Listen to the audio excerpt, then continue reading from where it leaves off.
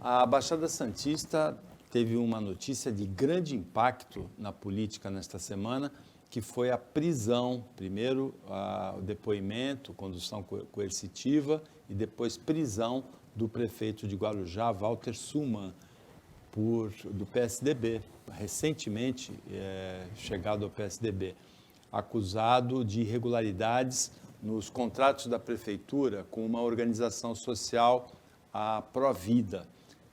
A Provida, ela administrava, gerenciava 15 unidades de saúde da família em Guarujá e uma unidade de pronto atendimento, a UPA da rodoviária. O secretário de Educação, que já tinha sido secretário de Turismo, Marcelo Nicolau, foi preso também junto com o prefeito. Tem essa imagem do prefeito entrando num camburão e é uma notícia que sacudiu a política da Baixada nessa semana, Mohamed. Olha, eu vou fazer uma colocação aqui que é preciso que se entenda que ela está dividida em duas partes. Eu acho que a corrupção deve ter tolerância zero. E tem que ser investigado e tem que ser punido. Eu só acho que prisão não pode ser espetáculo. E eu falei no bloco anterior da questão de destruir reputações ou destruir carreiras por causa de fake news. O prefeito do Guarujá nunca teve uma acusação contra ele. Está se fazendo uma investigação. Investigação. Eu acho que ele deveria ter sido levado a depor. Porém, esse espetáculo dantesco de colocá-lo na mala de uma viatura policial foi totalmente desnecessário. Ele poderia até ser levado, sem algemas, no banco de trás. E o Supremo já disse que é desnecessário o uso de algema. Nós não vivemos em Nova York. É preciso ter respeito pelas pessoas, não é pelo cargo que ele ocupa. Eu não estou falando isso porque ele é prefeito. Ele é um médico que construiu uma carreira política, ele pode ter errado, ele pode ser culpado, e se ele for, ele tem que ser punido. O que não pode acontecer, em hipótese nenhuma, é ele ser submetido, assim como o secretário de Educação, a esta cena. Isso, para mim, foi uma violência desnecessária. Se tivesse havido resistência, se tivesse havido uma outra coisa qualquer que pudesse justificar, mas em nenhum momento a Polícia Federal tinha a menor necessidade de levar o prefeito de uma cidade, um secretário de Educação, na mala de uma viatura para prestar depoimento. Não acho que a prisão seja ilegal, ao contrário do que muita gente metida jurista está falando. É possível, sim, que a Justiça Federal autorize a prisão. E antes que se fale alguma coisa, ele tem fórum privilegiado, em investigações a cargo do Ministério Público Estadual. Ele não tem fórum privilegiado em relação a investigações federais. Ele vai ser julgado pela Justiça Federal e depois, em grau de recurso, pelo Tribunal Regional Federal. Vamos deixar isso bem claro. Ele cometeu um crime, supostamente, um crime federal, de competência de uma outra esfera judiciária. Se ele tivesse sido preso por uma investigação feita pelo Ministério Público do Estado de São Paulo, a ordem de prisão só poderia vir do órgão especial do Tribunal de Justiça. Então vamos separar as coisas. Esse fórum privilegiado do prefeito não é absoluto.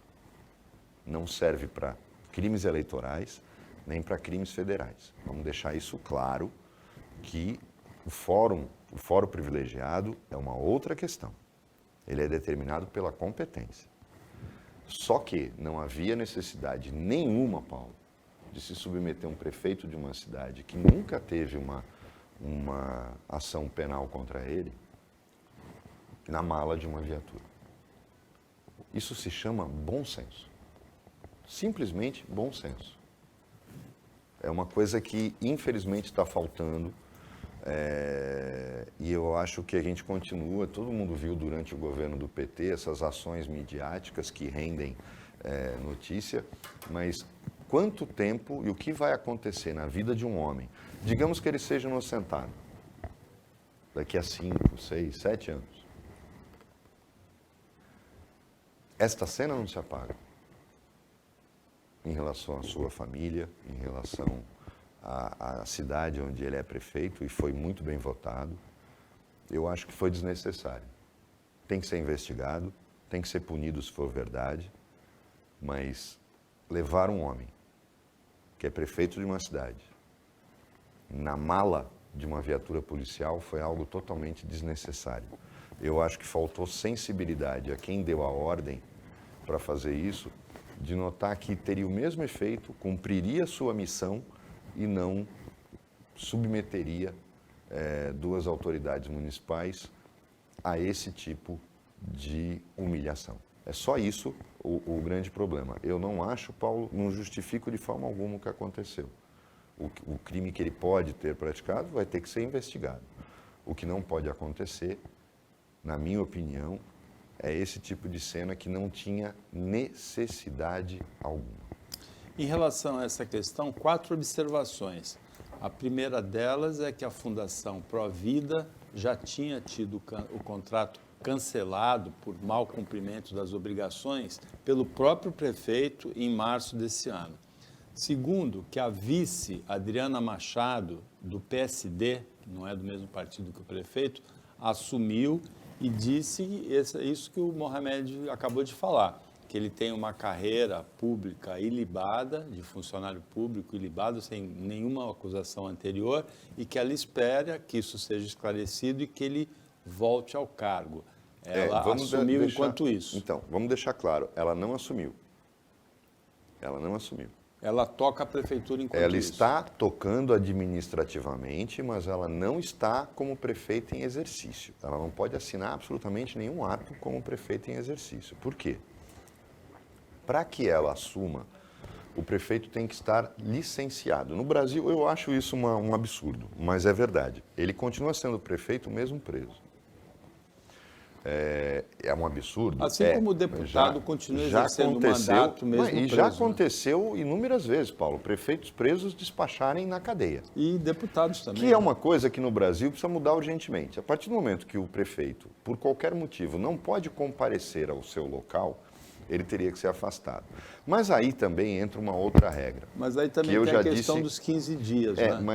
Mas ele poderia, nesse momento, pedir licença à Câmara, ou a Câmara pode, diante de verificada a impossibilidade dele exercer o mandato, supostamente temporariamente colocar ele em afastamento e dar posse a ela temporariamente. Aí regularizaria tudo. A Câmara poderia fazer isso imediatamente, não precisa ter comunicação de ninguém.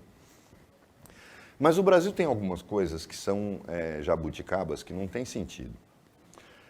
O presidente da República hoje, com todo esse aparato digital que nós temos, Paulo, ele continua sendo presidente da República dentro do avião.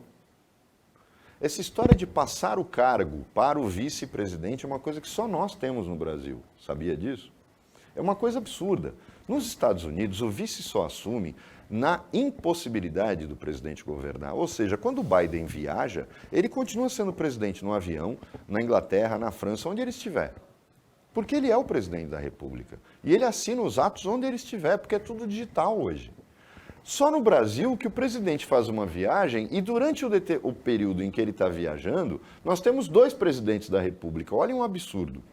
Por quê? Todos os atos que o Bolsonaro assina, ou seja lá quem for o presidente, assina enquanto está viajando, é como presidente. E tem um outro cara, que é o vice-presidente, em Brasília, despachando e assinando como presidente em exercício. Ou seja, naquele momento em que existe o afastamento do presidente porque ele viajou, olhem um absurdo, nós temos 2 presidentes da República em exercício. 2. Isso é uma excrescência que só existe no Brasil. Por quê? Porque se valesse o fato de que o vice que assumiu a presidência, o presidente que está na França, por exemplo, não pode assinar acordo nenhum em nome do Brasil. Porque ele deixa de ser presidente, porque tem outro em exercício. Esse absurdo, essa excrescência que a Constituição anterior tinha e manteve na Constituição de 88, tinha que ser revogada imediatamente, acabar com isso.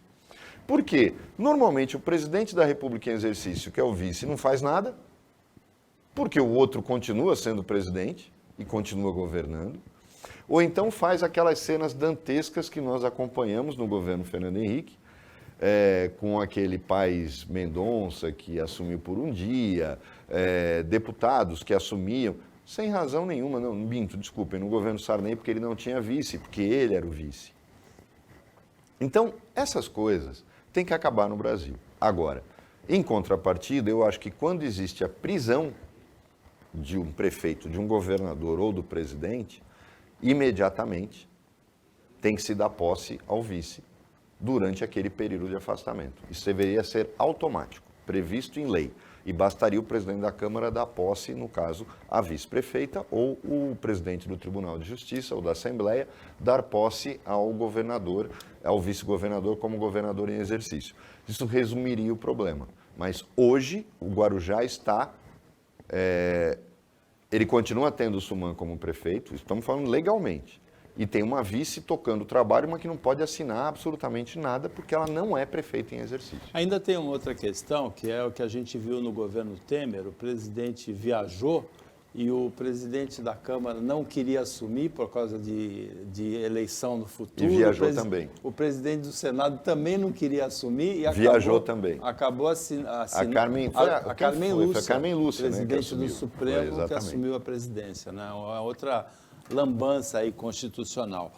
Uma outra questão, ainda é importante em relação ao prefeito de Guarujá, no dia da prisão, quarta-feira, não foi divulgado o montante dos desvios investigados. São 109 milhões, essa quantia foi divulgada ontem, assim como foi divulgado também, 109 milhões seriam 2 mega-senas de 54 milhões e meio, né?